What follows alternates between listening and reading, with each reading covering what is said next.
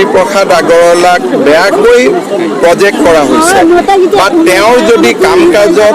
ক'ৰবাত নাটকখন কৰোঁতে ভুল থাকি গৈছে বা নাটকখনত যদি ক'ৰবাত জ্যোতিপ্ৰসাদৰ কৰ্মৰাজিক ভুলকৈ প্ৰস্তুত কৰা হৈছে সেই কথাখিনি আমাৰ গুণী জ্ঞানী ব্যক্তিসকলে ক'ব পাৰিব আৰু তেওঁলোকে নাটকখন চোৱাৰ পিছত যদি সমালোচনা কৰে এইখিনি গ্ৰহণযোগ্য হ'ব। মইতো লভিতা বুলিয়ে চাব গৈছোঁ আৰু থিয়েটাৰখন চাই নাটকখন চাই সঁচাকৈয়ে ভাল লাগিছে আৰু প্ৰস্তুতি পৰাশৰে খুব ভাল এক্টিং কৰিছে আৰু ইয়াক লৈ মই ভাবোঁ নাটকখন চালে বিতৰ্ক হয়তো বহুত অৱকাশ নাথাকিব কাৰণ নাটকখনত মোৰ যিমান দূৰ মনত আছে তাত মাত্ৰ জ্যোতিপ্ৰসাদ আগৰৱালাৰ পৰা প্ৰেৰণা লোৱা বুলি কোৱা হৈছিলে।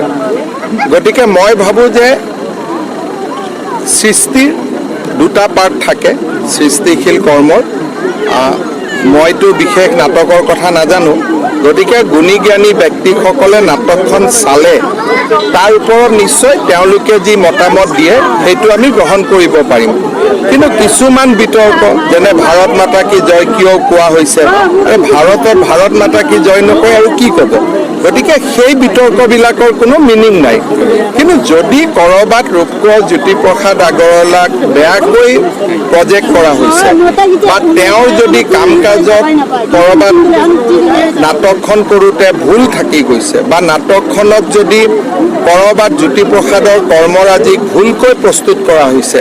সেই কথাখিনি আমাৰ গুণী জ্ঞানী ব্যক্তিসকলে ক'ব পাৰিব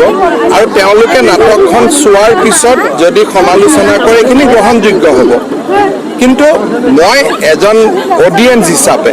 মই কিন্তু নাটকখন চাই ভাল পাইছোঁ আৰু দেশপ্ৰেমৰ বহুত ভাল এটা মনত ধাৰণাৰ সৃষ্টি হয় ভাৰতৰ প্ৰতি সন্মান বাঢ়ে।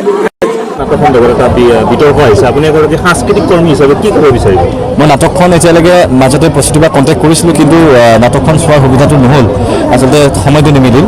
নাটকখন নোচোৱাকৈ কিনো কৰিছে তেখেতসকলে মই গম পোৱা নাইতো গতিকে যদিহে অনিচ্ছাকৃতভাৱে কিবা তেনেকুৱা হৈছে সেইটো শুধৰাই দিব লাগে বুলি মই ভাবোঁ কাৰণ